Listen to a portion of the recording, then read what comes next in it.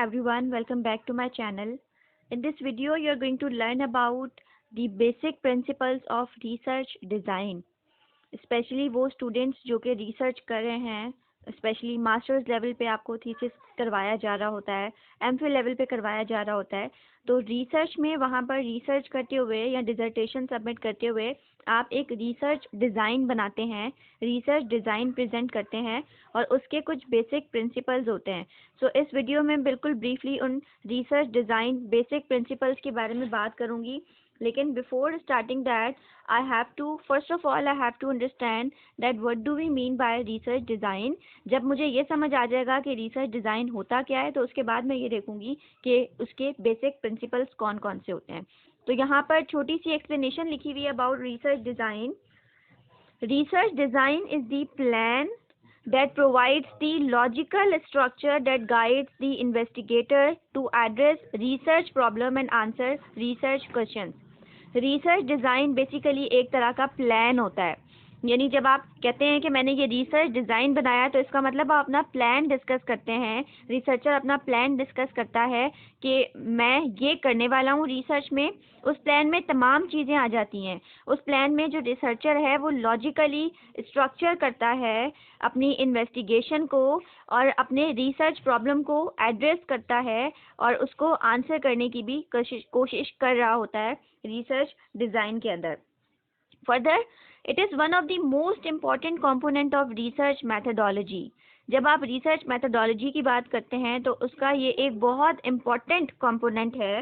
किस तरह से that research methodology not only details the type of research design to be implemented but includes the approach to measuring variables and collecting data from participants, devising a strategy to sample participants to be studied and planning how the data will be analyzed।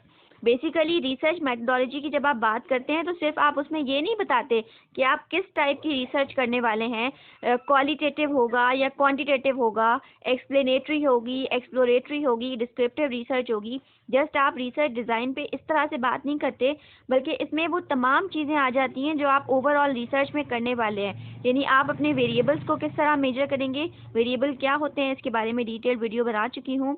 आपने किस तरह से variables को major करना है, आप data कैसे collect करेंगे अपने पार्टिसिपेंट से, किस तरह का सैंपल होगा, सैम्पलिंग करने का तरीका कौन सा इस्तेमाल होगा, ये जितनी भी प्लानिंग्स होती हैं कि आपने कैसे डाटा कलेक्ट करना है और किस तरह से उसको एनालाइज करना है, ये तमाम चीज़ें रिसर्च डिज़ाइन का हिस्सा होती हैं।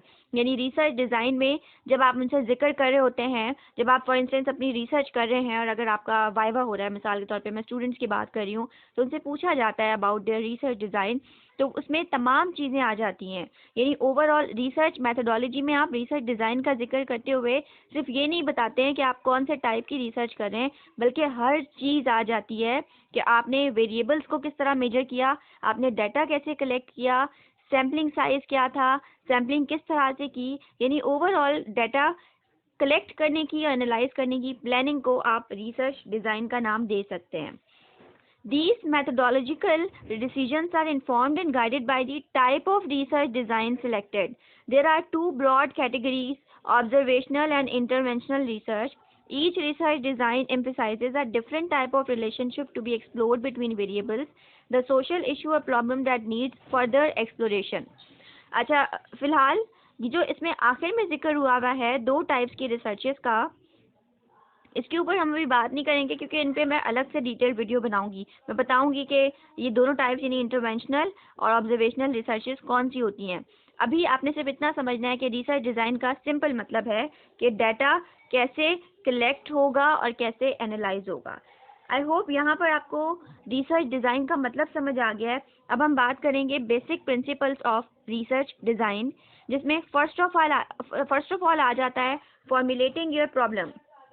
यानी आपने पहले सिलेक्ट तो करें कि किस चीज़ के ऊपर काम करना है, आप कौन सा प्रॉब्लम सिलेक्ट कर रहे हैं, आप कौन सा इशू सिलेक्ट कर रहे हैं जिसके ऊपर आप रिसर्च करने वाले हैं। उसके बाद आप बात करते हैं रिव्यू ऑफ लिटरेचर की। यानी जितनी भी बुक्स हैं, जर्नल्स हैं, रिसर्च पेपर्स हैं, न्यूज़ हैं, न्यूज़ रिपोर्ट्स हैं, जहाँ से भी आपको अपने टॉपिक से रिलेटेड लिटरेचर मिलता है आपने उसको ऐड करना है रिव्यू के तौर पर। उसके बाद आता है formulation of hypothesis. And specification of data needed. उसके बाद आप जो भी आपको वेरिएबल्स मिलते हैं रिव्यू वगैरह से, या जो आपने सोचे हुए हैं, आप हाइपोथेसिस बनाते हैं, यानी एजम्पशंस बनाते हैं जिनको आपने टेस्ट करना होता है। फिर आप डाटा कलेक्शन के बारे में सोचते हैं कि आप कौन से मेथड्स इस्तेमाल करेंगे डाटा कलेक्शन के लिए।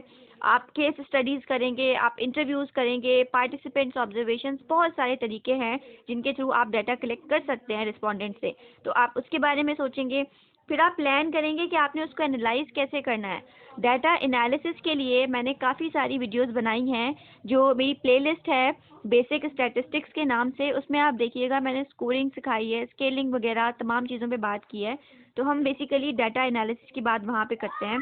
इसके बाद प्री टेस्टिंग बहुत ज़रूरी है, यानी स्टडी को कैरी आउट करने से पहले एक दफ़ा आप प्री टेस्ट कर लें। जैसे होता है ना कोई इवेंट होने वाला है तो उससे पहले रिहर्सल होता है, बिल्कुल वैसे ही रिसर्च से पहले आप एक दफ़ा प्री टेस्टिंग करते हैं और उसके बाद आप डाटा कलेक्शन की तरफ चले जाते हैं। ये तमाम चीज़ें बेसिक प्रिंसिपल्स में आती हैं ऑफ रिसर्च डिज़ाइन। ये बिल्कुल छोटी सी ब्रीफ सी वीडियो बनाई है मैंने about research design and it's basic principles. मुझे उम्मीद है कि ये वीडियो आप लोगों के लिए हेल्पफुल रही है। इस तरह की मज़ीद वीडियो